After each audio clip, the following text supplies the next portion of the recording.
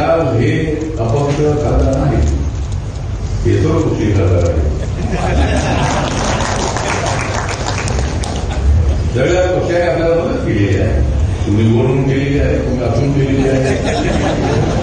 परवा एक महिला विधेयकावर चर्चा होती आणि अजून काही वक्ते बोलत होते.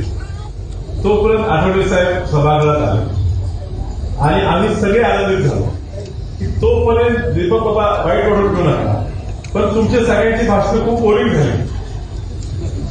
त्यामुळे आता आठवले साहेब बोलतील आणि खऱ्या अर्थाने हा विधेयक का पास केला पाहिजे हे कदाचित आम्हाला सगळ्यांना समजून सांगतील आणि त्याच्याशी प्रेरित होऊन चुकून आमचं बटन चुकीच्या ठिकाणी जाईल ह्याची आम्हाला भीती होती. पाहूयात विस्तृत बातम्या. केंद्रीय सामाजिक न्याय राज्यमंत्री रामदास आठवले आणि सांगलीचे खासदार विशाल पाटील यांच्यात सांगलीमध्ये चांगलीच टोलेबाजी रंगली. विशाल पाटील हे अपक्ष खासदार नाहीत, ते सर्वपक्षीय खासदार आहेत. त्यांना सगळ्या पक्षांनी मदत केली आहे. कोणी वरून कोणी आतून असा मंत्री रामदास आठवलेंनी टोला लगावला.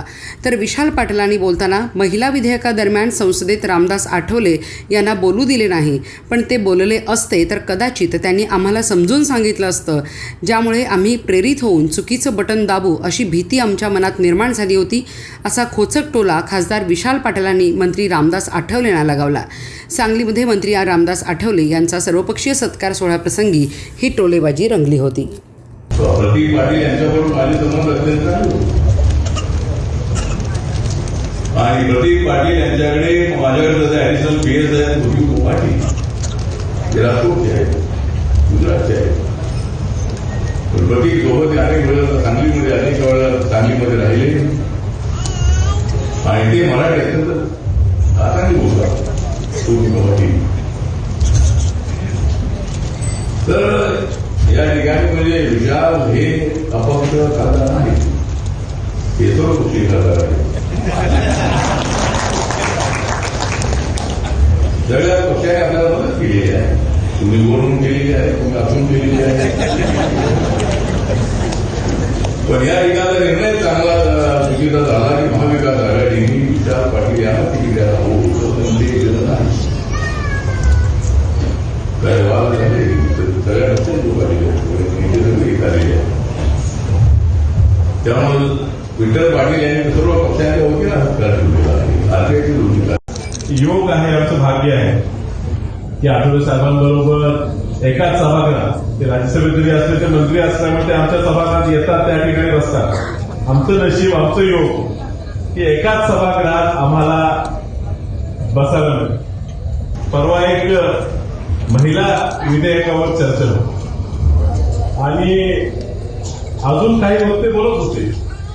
तोपर्यंत आठवले साहेब सभागृहात आले आणि आम्ही सगळे आनंदित झालो की तोपर्यंत दीपक बाबा वाईट वाटत घेऊ नका, पण तुमच्या सगळ्यांची भाषणं खूप बोरिंग झाली. त्यामुळे आता आठवले साहेब बोलतील आणि खऱ्या अर्थाने हा विधेयक का पास केला पाहिजे हे कदाचित आम्हाला सगळ्यांना समजून सांगतील आणि त्याच्याशी प्रेरित होऊन चुकून आमचं बटन चुकीच्या ठिकाणी जाईल ह्याची आम्हाला भीती होती. आणि साहेब बोलायला उभारला तोपर्यंत मोदी साहेब आल्यामुळे बाकी सगळी भाषणं रद्द झाली आणि त्यामुळे त्यांना त्यावेळेला ह्या विषयावर बोलू दिलं. आणि म्हणून बाबा तुम्हाला जर वाटत असेल का तुमचं विधेयक पास झालं नाही, तर जो सगळ्यांना पटवून सांगू शकत होता त्याला तुम्ही बोलून दिलं. आता पक्षाचे डोळे बाहेर ठेवले आहेत तरी कसा अंगात असते ते कमी होत नाही. त्यामुळे कुठेतरी साहेब आम्ही